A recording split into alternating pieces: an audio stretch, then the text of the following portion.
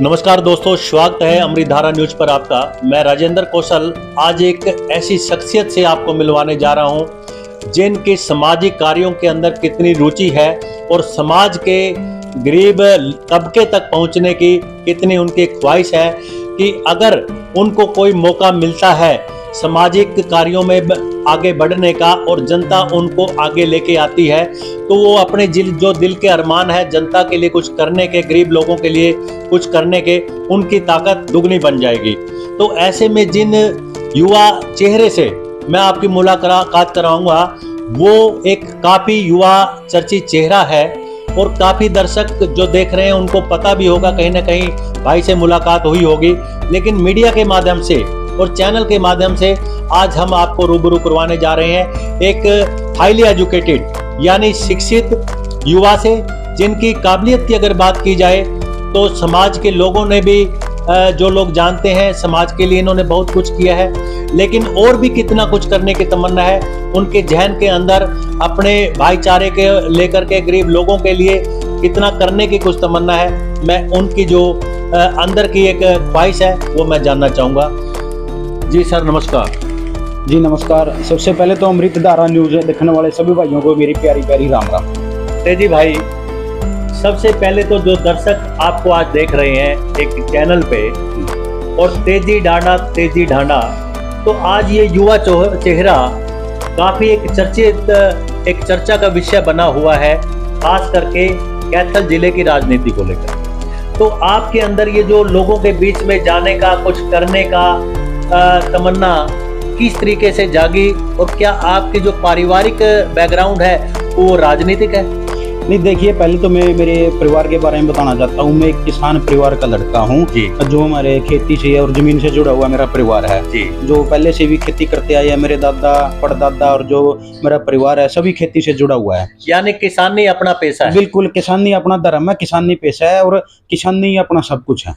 क्या आप इस बात पे भी मोहर लगाएंगे कि जिंदाबाद जवानी जिंदाबाद किसानी? बिल्कुल, जिंदाबाद जवानी जिंदाबाद किसानी। आज का तो समय युवाओं का है। मैं तो युवाओं को कहता हूँ बढ़ चढ़कर आगे आना चाहिए, अपनी भागीदारी हर फील्ड में उन्होंने करवानी चाहिए। एक विषय है जिस विषय पे आज हम चलने लगे हैं तो वो आज युवाओं का दौर है और राजनीति भी एक युवा चेहरे को चाहती है। चाहे कोई भी राजनीतिक दल है, बीजेपी को ले लीजिए, जेजेपी को ले लीजिए, कांग्रेस को ले लीजिए या इनेलो के अंदर भी युवा चेहरों की भरमार है। तो आज ये युवा चेहरा किस राजनीति के तहत और किस हलके को लेकर के आज एक जागरूक हुए हैं और किस हलके के लोगों के बीच में जाकर के भाईचारे के तौर पर, गरीबों लोगों के तौर पर आप उनके लिए कुछ करने की जो तमन्ना है वो जागी है? देखिए, मैं आपको बताना चाहता हूँ 18 जून को पिछले मैंने मेरा भाईचारा सम्मेलन किया था, उसमें तकरीबन 1500 ज्यादा युवाओं ने भाग लिया था। तो मैं बताना चाहता हूँ वो सभी कैथल और अपने आसपास के एरिया के थे। जो हमारी टीम में कैथल और किलायत में बनी है, हर एक गांव में हमारी 5-5, 7-7 आदमी की टीम बनी हुई है। जी बिल्कुल। और तो मतलब राजनीति में नाम ऐसे आ रहा है कि ये लड़का राजनीति में आ रहा है तो आगे बढ़ रहा है। तो मैं ये भी कहना चाहता हूँ युवाओं को आगे भी आना चाहिए। क्या परहेज है राजनीति से? अगर जो भाई कहते हैं राजनीति गलत है तो बड़े बड़े नेताओं को क्यों नहीं कहते अब भी राजनीति ना करें? युवाओं को क्यों टोक रहे हैं आप? जो बड़े बड़े नेता बैठे हैं, जो 5-5, 6 इलेक्शन भी लड़ चुके हैं, जो हार चुके हैं, एक बार जीत चुके हैं, फिर वो दोबारा उसी में आ रही है। ये जनता उनसे सवाल क्यों नहीं पूछती कि आप घर बैठो राजनीति गलत है तो बंद ही कर दो सारा सिस्टम? फिर नहीं तेजी भाई, अगर इस तरह की बात है तो जब 60 साल में रिटायरमेंट हो जाती है नौकरी से तो क्या राजनीति से 60 साल के बाद रिटायरमेंट नहीं ले लेनी चाहिए? तो ये कहता हूँ जब जनता किसी को एक बार 2 बार नकार देती है ना तो उसको तो तभी रिटायरमेंट ले लेनी चाहिए, खुद ही ले लेनी चाहिए। जब आपको जनता पसंद ही नहीं करती ना तो एक और मुद्दा चला हुआ आजकल परिवारवाद। पहले कहते हैं हम, फिर कहते हैं हमारा बेटा, फिर कहते हैं हमारा पोता। ये तो जनता जी हजूरी में ही रहेगी फिर तो है।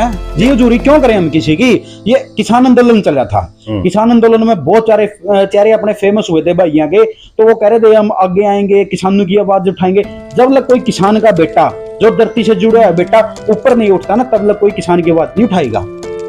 बात तो बड़ी जबरदस्त है। आपका जो जोश है, अभी एक युवा चेहरा होने के नाते आपके अंदर जज्बा भी है, जोश भी है, तो इस जज्बे और जोश को कौन से हलके से आप एक दिखाना चाहेंगे ताकि लोग जाने तो भी इतना बड़ा जज्बा और जोश, हौसले वाला लड़का कौन से हलके में आए, और ताकि उन लोगों को आपके जज्बे का और जोश का लाभ मिल सके? जी देखिए, मेरे पास पड़ता है कलायत। अच्छा पहले मेरा जिला होता था जींद, अभी हम आ गए हैं कैथल में जी। और कैथल में हमारे पास पड़ता है कलायत जी जो मेरे बिल्कुल नजदीक है जी। तो अपना भाईचारा सारा मजबूत है कलायत में। अच्छा जी, अगर मेरा भाईचारा कहता है कि आपको इलेक्शन लड़ना है, हाँ। जो हमारी टीम बनी हुई है वो कहता है कि भी आगे आना चाहिए, तो भाई बिल्कुल ठोक के आगे आएंगे, इसमें कोई परहेज नहीं है। तो तेजी डांडा पहले भी कमले डांडा बन गई, और धनौरी कहते हैं ना, धनौरी तो एक बहुत बड़ा गढ़ है डांडा का, डांडा खाप का कह लीजिए, क्योंकि वहां से बहुत बड़ी पैदाइश है। और अगर धनौरी की राजनीति पूरे कैथल की बात की जाए तो काफी चर्चा का विषय भी है, लेकिन अब हम बात कर रहे हैं कलायत हल्के की। तो आपकी राशि के ही एक पहले तेजी मान रहे, उन्होंने भी कैथल की कलायत की राजनीति की और काफी एक चर्चित चेहरे रहे। और फिर दूसरा नाम आपका आ रहा है तेजी डांडा, युवा चेहरे के तौर पर। लेकिन आपका जिनसे मैदाने में रूबरू आपसे होंगे पक्ष और विपक्ष, तो उसमें खास करके बात की जाए, चर्चित चेहरों की बात करूंगा, जेपी जयप्रकाश, श्रीमती कमले डांडा जी, मौजूदा महिला बाल विकास मंत्री, और दूसरी पार्टियों की और भी चर्चित चेहरों के बीच में आपको जाना पड़ेगा। उनके पास अनुभव है, तजर्बा है, राजनीतिक बैकग्राउंड है। आप एक ऐसे चेहरा है जो एक किसानी से सीधे मैदान में आ रहे हैं, तो क्या कहना चाहेंगे आप? जी देखिए, पहले तो आपने नाम लिया तेजी मान का, मैं उन महान आत्मा को मैं प्रणाम करता हूँ, नमन करता हूँ जो अब अपने बीच नहीं है। अरे वाह जी बिल्कुल, और एक बहुत अच्छे व्यक्ति थे। और जो आप आगे नाम ले रहे हैं इन राजनेताओं का, तो ये भी तो कहीं से उठे हैं, पृष्ठभूमि इनकी भी तो ग्राउंड थी, जीरो से उठ के आज यहाँ आए हैं। अगर मेरे साथ इतना भाईचारा है तो मैं क्यों नहीं यहाँ तक जा सकता? सबका हक है, मेरे साथ मेरे भाई युवा हैं। अगर मेरा भाईचारा कहता है कि आपको इलेक्शन लड़ना है, हम एक बदलाव की राजनीति करेंगे, परिवारवाद की राजनीति नहीं करेंगे। और अब की बार कहेगा मेरा परिवार अब करेंगे, अगर अगली बार कहेगा तो अगली बार करेंगे राजनीति। जैसे भी मैं आपको बताना चाहता हूँ, मैंने आपको पहले बोला है कि कभी हम, कभी बेटा, कभी पोता, हाँ। ये चीजें गलत हैं। राजनीति में ये चीजें गलत हैं, इनको बिल्कुल ही दरकिनार करना चाहिए और सभी युवाओं को आगे आना चाहिए। मैं ये नहीं कहता मेरा चेहरा आगे आए, कलायत में, कैथल में और बहुत चेहरे हैं जो मेहनत करते हैं, बट वो क्यों नहीं आ पाते? परिवारवाद के कारण नहीं आ पाते। तो कभी किसी की हजूरी मारनी पड़ती है, कभी किसी की करनी पड़ती है। तो सभी भाई आगे आए, राजनीति गलत नहीं है भाई, राजनीति को गलत बनाया जा रहा है। सभी आगे आए, युवाओं की आवाज उठाएं और अपनी खुद की भी उठाएं। तेजी भाई, गांव आपका धनौरी है और कलायत आपके नजदीक है, लेकिन कपिल मुनि की धरती इस युवा चेहरे की बाट जोड़ रही है। यानी उनको भी जरूरत है कपिल मुनि की धरती को कि कोई युवा चेहरा इस धरती के बीच में आए, कुछ करने की तमन्ना हो और उनका भी, ऋषि मुनियों का भी आशीर्वाद मिले। तो लेकिन आप ये देखिए, आपका जो गांव है वो कलायत हल्के से बाहर है फिलहाल, आगे क्या होगा नहीं कहा जा सकता। लेकिन ऐसे में कलायत की धरती पे आप किस तरीके से अपने आप को एक उतारेंगे? देखिए, मैं बताना चाहता हूँ, मेरा गांव बाहर है, ये आपकी बात सच्चाई है। कैथल में तो है, कैथल जिले में, हरियाणा में तो है, हरियाणा में भी, भारत में भी है। हाँ। बिल्कुल, मैं बाहर का नहीं, कोई विदेश का थोड़े हूँ मैं, कोई कनाडा का गया या कहीं का गया, हाँ। मेरे को कौन सा पता नहीं कलायत में क्या नहीं है। हाँ। आप दुष्यंत चौटाला को ले लीजिए, दुष्यंत चौटाला कहाँ से है, इलेक्शन कहाँ से लड़ते हैं? उचाना से, उचाना से लड़ते हैं ना, उचाना के है तो नहीं ना। आप बड़े नेताओं से पूछे ना, आप यहाँ क्यों इलेक्शन लड़ते हैं? अगर कोई युवा आपके बीच में आता है ना, तो आप उनसे क्वेश्चन क्यों करने लग जाते हैं ना कि भाई आप तो बाहर के हैं, भाई क्यों है बाहर के? ये क्वेश्चन तो दुष्यंत से भी पूछा गया था। हाँ, कि दूसरे जो विपक्ष के लोग हैं उन्होंने कहा कि ये बाहर ही है, हम यहाँ के हैं। लेकिन दुष्यंत ने ये कहा, अरे न्यू बोले बाहर के, मैं अमेरिका से आया हूँ। सर वही मैं कह रहा हूँ ना, मैं कौन सा कनाडा जा रहा हूँ, मैं भी तो उड़ेगा हूँ। और एक रही बात है, अभी मेरा हल्का नहीं आया और मेरा हल्का कलायत ही आएगा। आपको मैं बताना चाहता हूँ, 2026 में जो प्रसीमन होगा ना, उसके बाद मेरे नजदीक कलायत पड़ता है और कलायत में ही मेरा गांव आएगा। तो आप ये बताइए, अभी आप लॉ ग्रेजुएट हैं। और एक और मैं बात करना चाहता हूँ, अब कोई कहता है ना मेरा गांव नहीं है, किठाना मेरा गांव है, इसमें संदलखेड़ी मेरा गांव है, इसमें मेरा खेड़ा है, मेरे दादे हैं, मेरा भाईचारा है वहाँ। तो जो लोग आपके ऊपर विपक्ष के तौर पर आरोप लगाएंगे कि ना भाई ये तो हल्का का भी को नहीं, तो आप उनके लिए जवाब दे सकते हैं भाई किसाना भी मेरा गांव है, संदलखेड़ी भी मेरा गांव पता है। क्या बात है, ये तो देखो प्रतिरोप आरोप तो लगते रहते हैं राजनीति में। मेरा गांव किठाना भी है, वो भी है, जो जितने गांव आते हैं सभी है। मैं कैथल से ही हूँ। ये देखो जितने बड़े नेता है, कोई उकलाना से आके इलेक्शन लड़ता है अम्बाड़ा, ठीक है, आपको बहुत मैं गिना देता हूँ आपको।